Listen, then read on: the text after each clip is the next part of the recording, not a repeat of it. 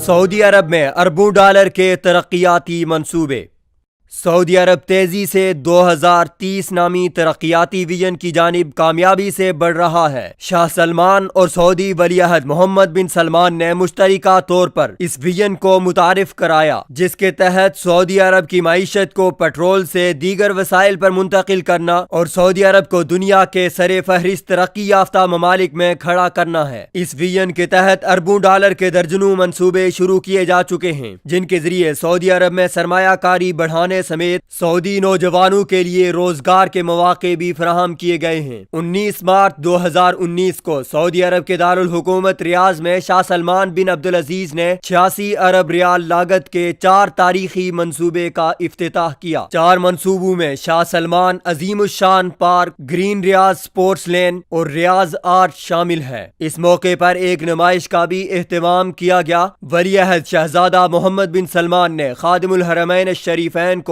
چاروں منصوبوں کی تفصیلات سے آگاہ کرتے ہوئے بتایا کہ ریاض میں نئے سبزہ زاروں کی بدولت ہر شہری کے حق میں 16 گنا اضافہ ہو جائے گا۔ یہاں دنیا کا سب سے بڑا پارک قائم ہوگا۔ ریاض کے ایک ایک گوشے میں 75 لاکھ سے زیادہ پودے لگائے جائیں گے۔ متعدد عجائب گھر، شو روم اور اکیڈمیاں قائم کی جائیں گی۔ ریاض شہر کو سعودی اور بین الاقوامی فنکاروں کی تخلیقات کے ذریعے کھلے فن پاروں کے عجائب گھر میں تبدیل کر دیا جائے گا۔ 1000 فن پارے شہر بھر میں سجائے جائیں گے۔ مقامی شہریوں کو مختلف قسم کی ورزشوں کی ترغیب دی جائے گی۔ زندگی کے حوالے سے صحت بخش طور طریقے اپنانے کی حوصلہ افزائی کی جائے گی۔ مشرقی ریاض کو مغربی ریاض سے 135 کلومیٹر طویل سپورٹس لین کے ذریعے جوڑا جائے گا۔ یہ چاروں منصوبے سعودی ویژن 2030 کے اہداف کی تکمیل کے لیے روبعمل لائے جائیں گے۔ ان کی بدولت مختلف شعبوں میں سعودی شہریوں کو